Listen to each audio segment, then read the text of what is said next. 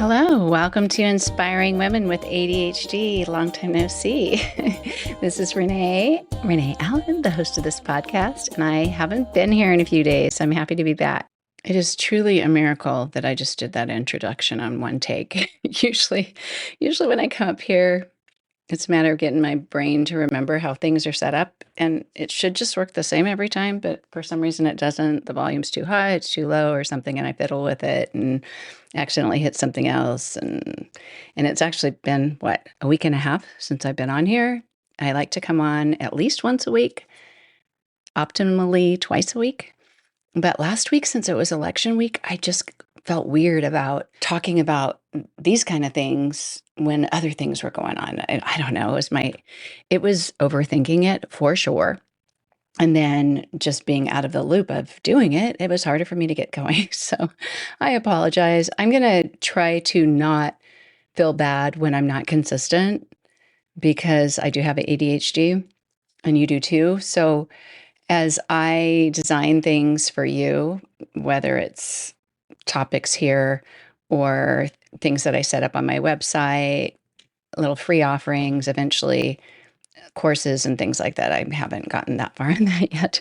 But as I do that, I'm always doing it with you in mind of what a typical person does to hear something and say, oh, okay, I'll do that, and then go home and do it, where we might not remember at all or for a while. Anyway, so I'm thinking that since I'm having you in mind as I make my podcasts and anything that I make online, and I know that's just like the most vague way to say it, but any digital content, I'm doing it with the way that we process things. And I keep looking around because I feel like someone's coming in the door. Not that you can even see me, but yeah, back to this. I'm going to try not to apologize for being inconsistent, but I'll try to be consistent. Does that make sense? So anyway, all that out of the way, here I am. And I'm happy to be here. I'm just going to post this after I'm done before I go to my yoga class today, because what happens is there's a certain way that people recommend doing podcasting. Do it this way, promote it that way, publish it first thing in the morning when people are commuting or when they're driving home, and this is the best time of the week. And I'm sure that's all true, that happens, but what it does is it messes me up, because sometimes I want to do it when I really feel like doing it. And I know I could do it when I feel like it and then schedule it to a later time. But anyway, yeah, it takes the spontaneity out of it, and I need that spontaneity. So all that out of the way. Hello. So what I want to talk to you about today is executive function. And it's weird because this is episode 46 and last episode was 45. I can do my math. And it wasn't until I was making that podcast that it clicked what executive function is compared to normal easy brain activity. We do have some easy brain activity even when we have ADHD. And I learned when I started learning about ADHD, because I clearly knew nothing about it raising my kids, not knowing that any of them had it, and at least 3 of them do, probably 4, maybe 5. And I have it too.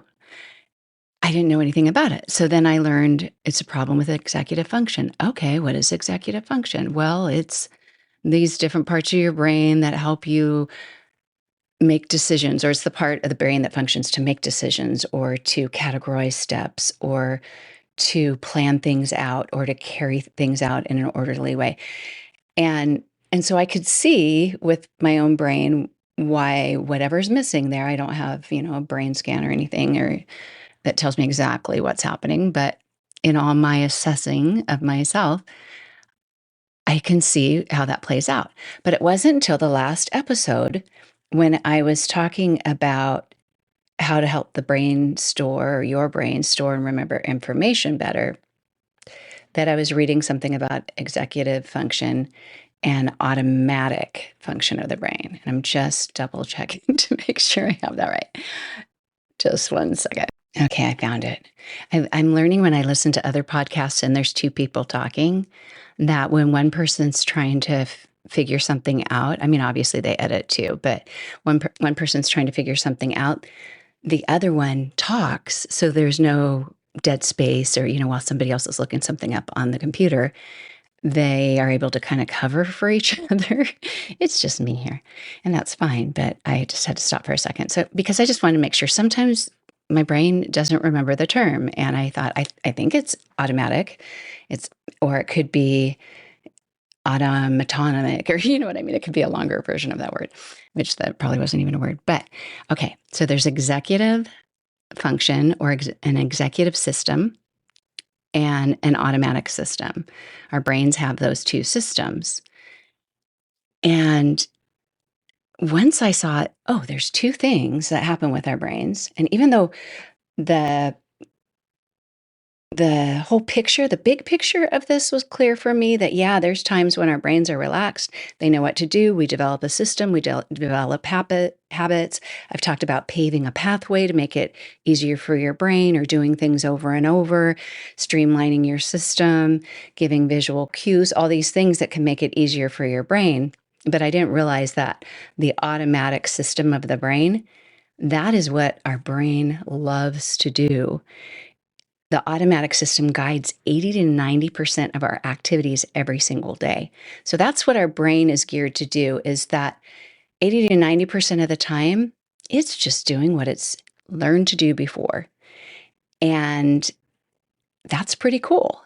And we know there's a learning curve when we get a new phone, or even you move into a new house, or, you have to set things up. Okay, where did we put the forks and knives? And I mean, I know that because I'm the one who did it. But when we moved to this house, people would say, where did you put the cups? Where did you? Because I did a lot of the unpacking in the kitchen, and they had to learn the new system. So when they walked in, they grabbed their plate, they grabbed the cup, and that sort of thing to make their lunch or breakfast or whatever they were going to eat, because I don't cook anymore. And that becomes automatic.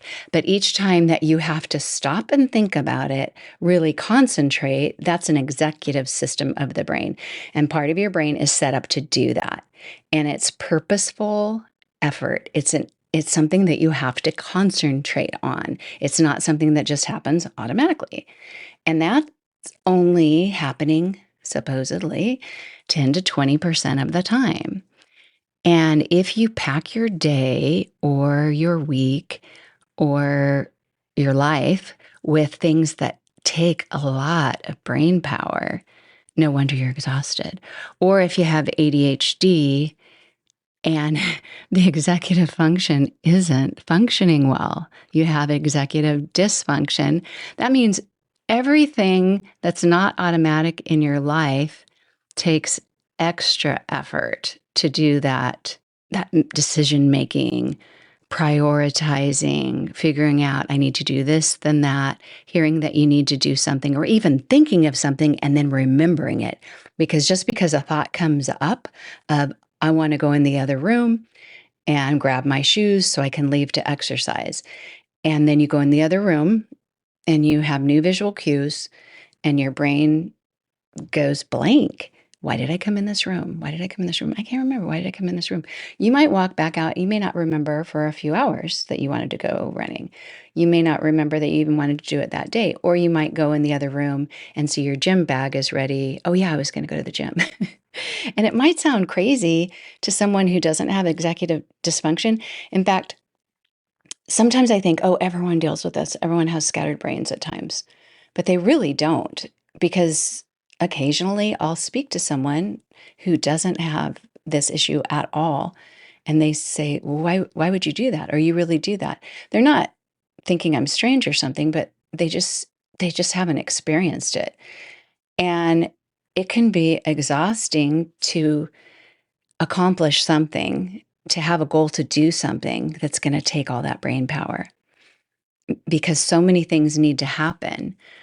And when you start to learn more about executive function and the things that have to work in order for everything to come together, part of that's working memory. And I've talked about that a little bit, but I feel like I could talk about it 10 more times and continue to learn about it. Mental flexibility, I have my hands up in the air going, am I mentally flexible? Are you asking yourself if you're mentally flexible? I don't really know what that means. I'm just reading a Harvard definition, Harvard education definition, but another one's self-control. And that's really interesting because self-control is a problem with the hyperactive, impulsive ADHD, if you have that.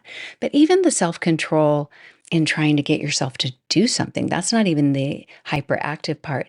The self-control of ideas that are, so you have all these ideas that are coming up in your mind and you're not able to control that. A lot of people don't have so many ideas coming into their minds all the time.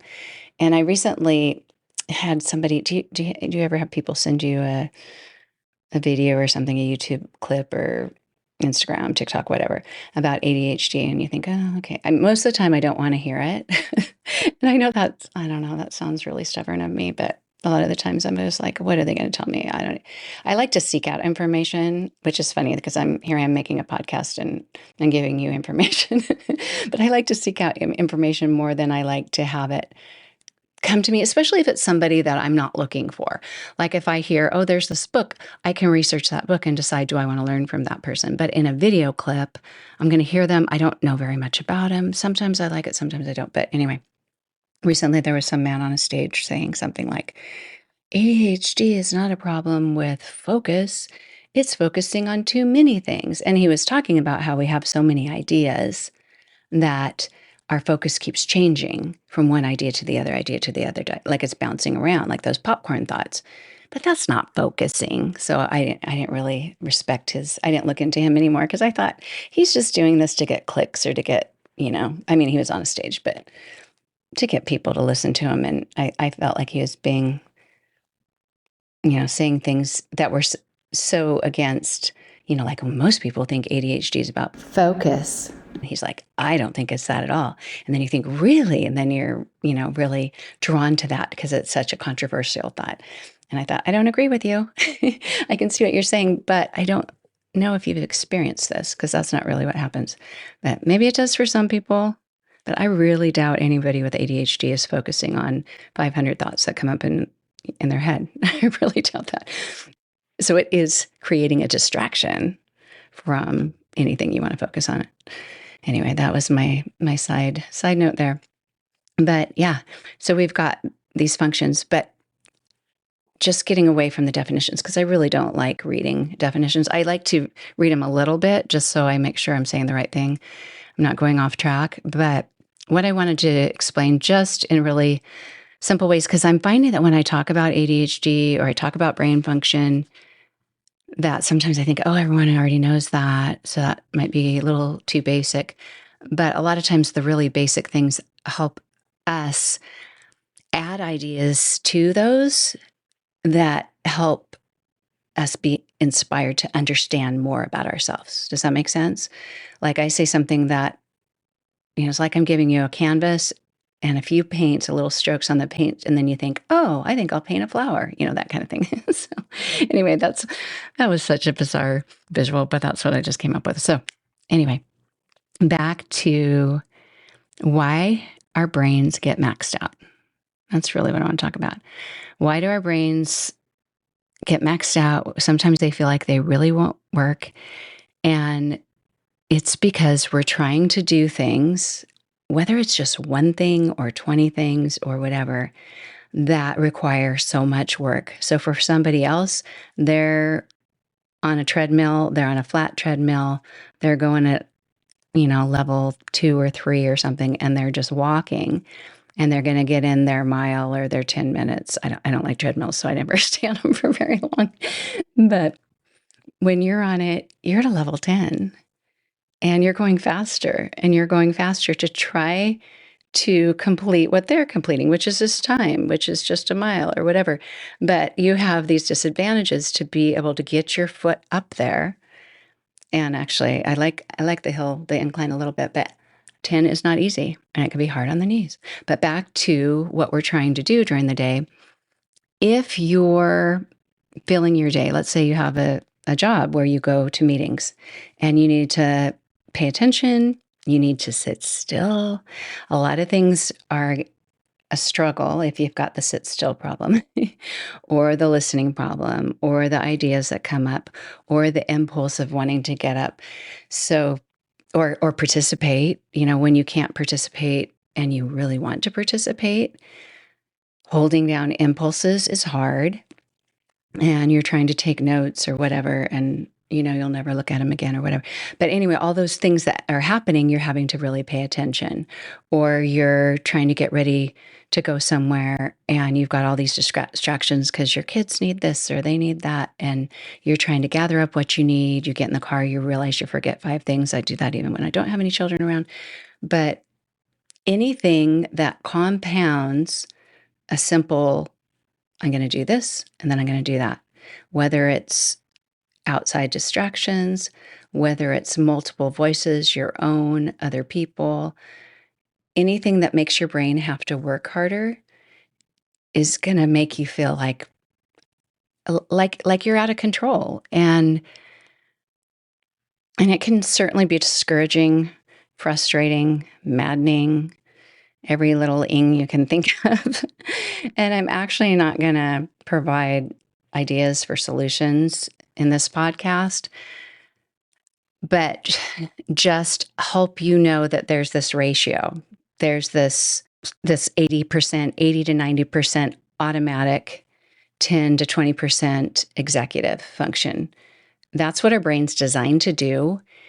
And if what you do takes more executive function than the automatic, just from the nature of what your day is like, it will be really, really hard because we already have a disadvantage with that system in the brain.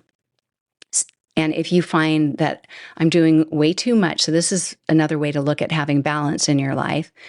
It's not just, am I doing something where I'm physically going, and then I'm relaxing, or I'm working this much and I work up until midnight and just go to sleep. It's not just the effort that you put in physically, but also how you feel like your brain is doing during the day.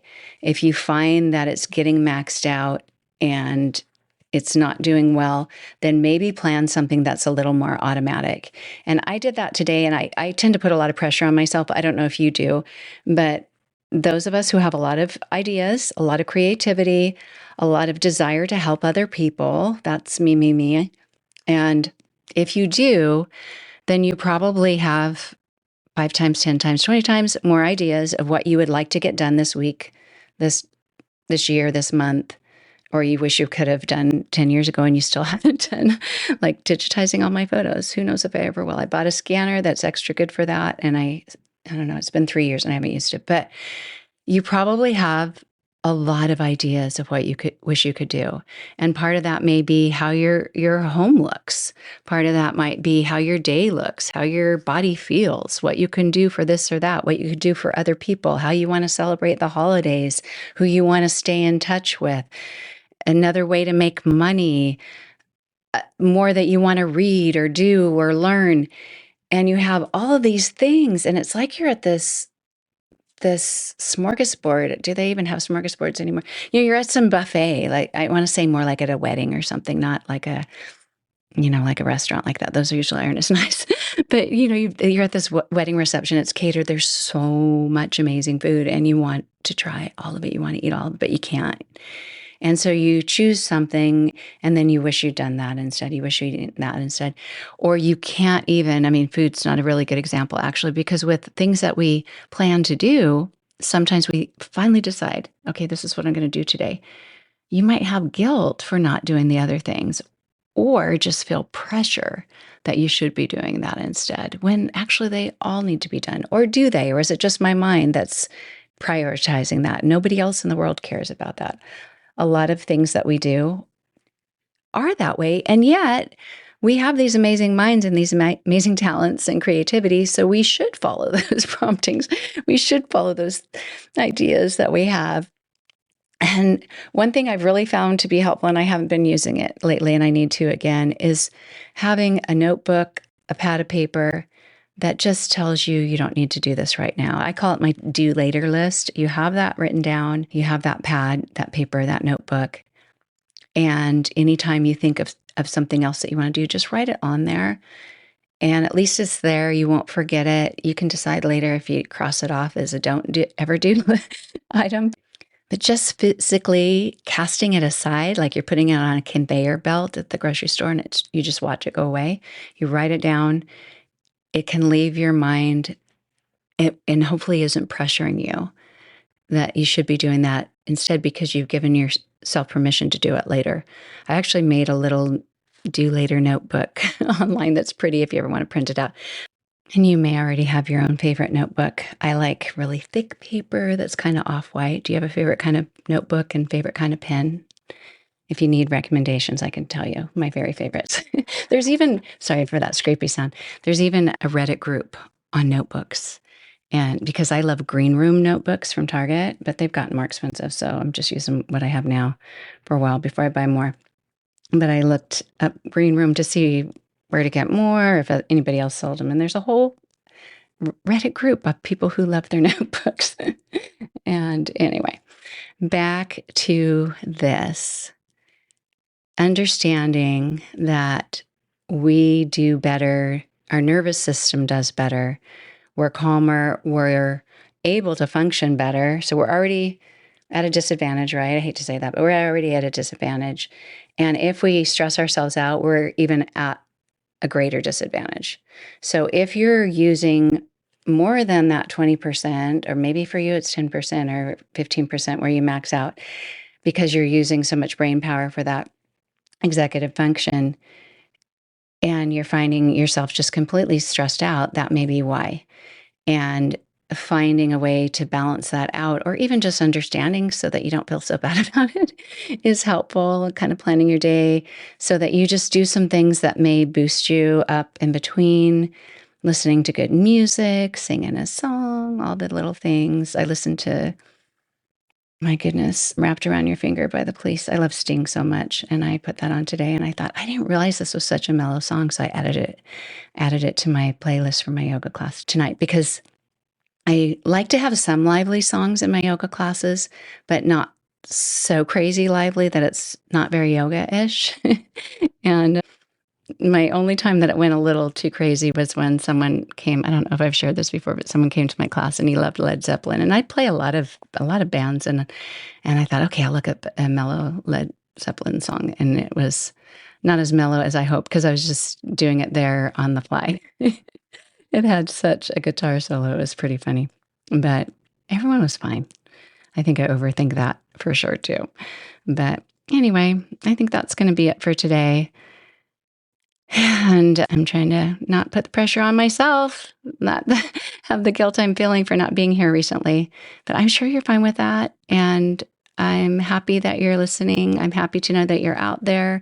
It makes me feel like you're here with me. And I just love exploring all this, because it's something that so many of us deal with. And I don't understand it fully, but I truly believe that it's not just hormonally related. I think as we get older, maybe it's because things shift in our lives. We have changes happen. It's not just perimenopause, menopause. I think in other chunks of time, you see more struggles with ADHD, and it can be frustrating, especially as you learn more about it and you learn to manage it better. But then you take another, kind of fall down the hill and got to get back up. So, yeah, I'm here for you. I'm here for you. I'm not going to take a week off again like I did before. I'm feeling like that wasn't the best thing for me either. So thanks so much for being here. Listen to Sting or the Police if you want to have some fun. Maybe you're not the biggest fan, but it makes me so happy. Listen to the music, makes you happy. Thanks so much for being here. I will be back again. And if you could do me a favor and just tell a few people, whether it's in person, someone you know who has ADHD, or just feels like they can't keep it all together. Sometimes people have a lot of the symptoms, but not enough to actually have a diagnosis, but this might be helpful to them. or if you're part of any community online and want to share this podcast with people, I would appreciate it so much. Thank you. Talk to you later. Bye.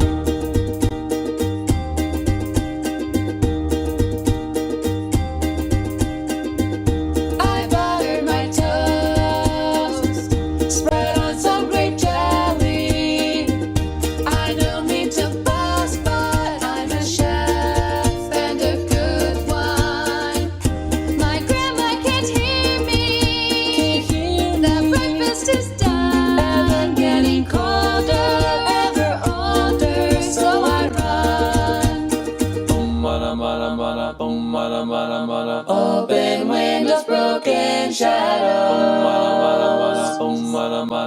Frozen dreams are left for tomorrow.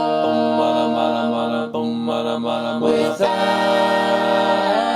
a cause, no time for a pause.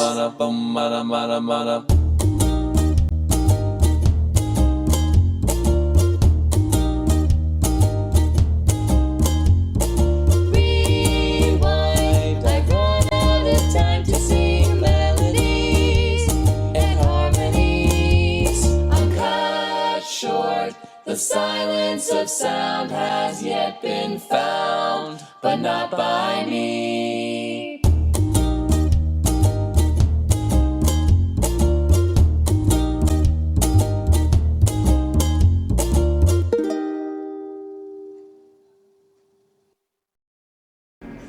Focus.